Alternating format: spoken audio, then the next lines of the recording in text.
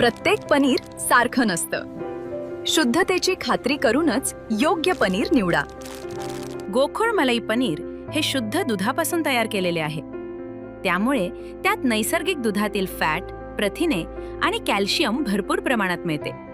काही पनीर वनस्पतीजन्य तेल, स्टार्च किंवा इतर घटकांपासून तयार केलेले असू शकते. म्हणून ग्राहक म्हणून जागरूक व्हा आणि पनीर घेताना गोकुळच मागा. शुद्धतेचा विश्वास, चवीचा आनंद. आजच घरी आणा गोकुळ मलाई पनीर. रक्ताची गरज असलेल्या रुग्णांना तातडीनं रक्तदाते उपलब्ध करून देणाऱ्या ब्लड इन नीड या मानवतावादी उपक्रमाचा आता अखिल भारतीय विस्तार करण्यात आलाय.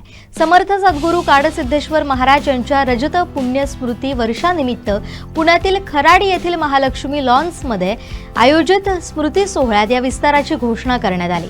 रामानंदाचार्य नरेंद्राचार्यजी यांच्या प्रेरणेतून गेल्या अनेक वर्षांपासून सुरू असलेल्या या उपक्रमाला मोठा प्रतिसाद मिळतोय. आतापर्यंत तब्बल 5 लाखांहून अधिक रक्तदात्यांनी या सेवेत सहभाग नोंदवला. दरम्यान रक्ताची गरज असलेले रुग्ण आणि रक्तदाते यांना तातडीनं जोडण्यासाठी विकसित करण्यात आलेल्या ब्लड इन नीड मोबाईल ॲपचं लोकार्पण करण्यात आलं.